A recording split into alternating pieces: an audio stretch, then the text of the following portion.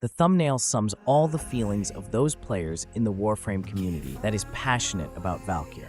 If you go into forums, subreddit, or even ask in the game chat about their opinion on the upcoming Valkyr rework, then expect that there will be a couple of fans that will say that it's not a rework, but a nerf to Valkyr. Some even go to the extent of hating the rework when it's not even playable in the game, as it feels like Digital Extremes is that mean bully who took away your favorite toy. The main concern is that Hysteria's invulnerability will be gone after the rework. Okay, before you grab your pitchfork, I think you should know first that even without the invulnerability, Valkyr will be immune to all statuses during her Hysteria after the rework.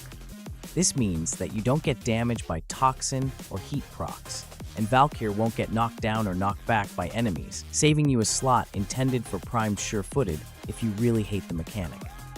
Also, several damage multipliers on her combos will receive a massive buff. Then Digital Extremes will be changing the physical damage distribution to 75% slash and 25% puncture, instead of the usual balance IPS distribution. This actually makes sense, since you can gain critical damage bonus from puncture, and Valkyr's exalted weapon is a claw, so it should have good slash damage distribution.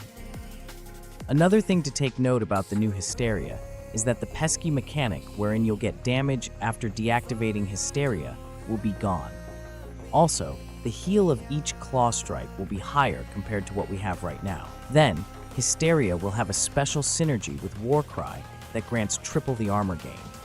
In addition, Valkyr's stat values will be increased after the rework, giving the Warframe more armor and health bonuses. But this is where the main concern of Valkyr fans rises, as honestly, full invulnerability to damage is light years away more powerful compared to health and damage reduction through high armor values.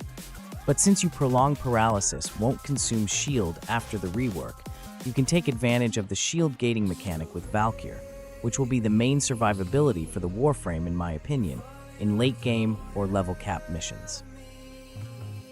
Now, if you have watched my previous video about my prediction on what's to come before the PAX 2025 reveal, I did say that Valkyr might be getting a rework, but I think that she doesn't need a complete overhaul, but just a matter of quality of life improvement. This is because Valkyr is already good, and I did say that if Digital Extremes change the claws into slash, then the Warframe will be better. They did this thing, but they also added more and removed the most essential part of Valkyr, which is her invulnerability to damage. Okay, let me explain to you how good Valkyr is right now, and also why you should not panic about the upcoming changes, as it's also good and just changes how you play the Warframe. To be honest, after so many years, Valkyr got perfected without any decent rework. The energy problem got solved in solo plays with the help of that change, wherein you can deactivate the invulnerability of Hysteria by switching to your guns.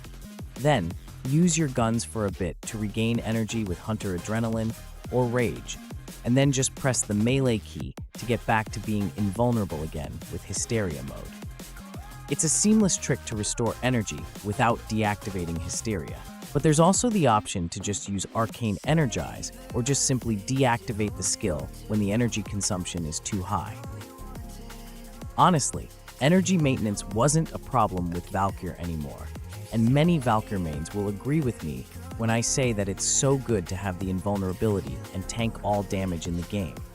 This is one of the main reasons why we play Valkyr, and I can understand why players hate when Digital Extremes said that they'll be removing the invulnerability of Hysteria.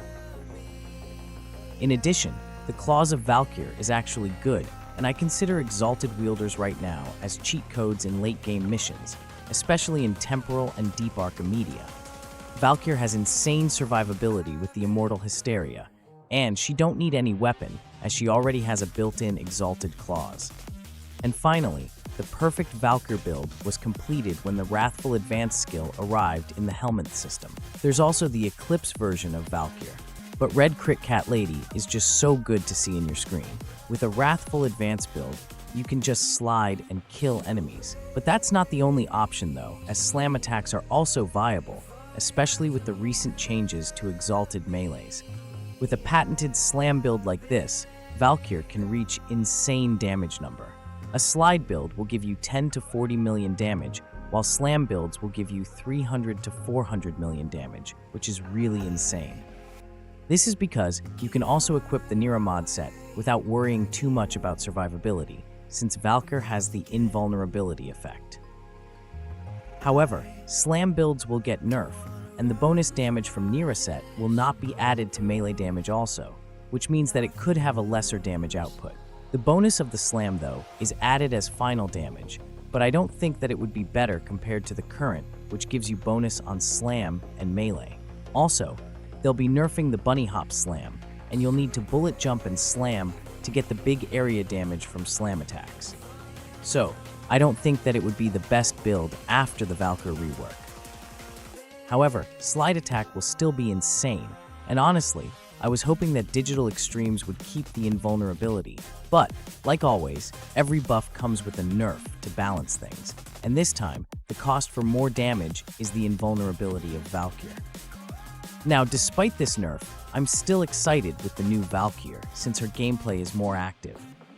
I don't know if everyone liked this, but instead of just one button press, you'll be pressing multiple buttons with Valkyr, which makes her more active. Well, I don't know if that's a good thing, but I do enjoy this kind of piano gameplay sometimes. The gameplay is not that stressful though, as what I mean by this is that instead of pressing slide attack over and over again, you have the option to slide attack or use her rip line to grapple to enemies, group them and damage them with one blow.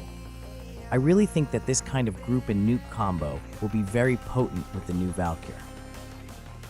Also, the invulnerability is not completely removed from the Warframe, as Valkyr will have a special passive now that works in two ways. You'll have melee damage boost, and then you will gain invulnerability threshold that activates a 3 seconds invulnerability when you are at 75% threshold in your passive. Now, the only problem with this is how fast can we build rage with Valkyr. This rage mechanic is new, and you can stack this with hitting enemies with melee, doing finisher kills and killing enemies with melee.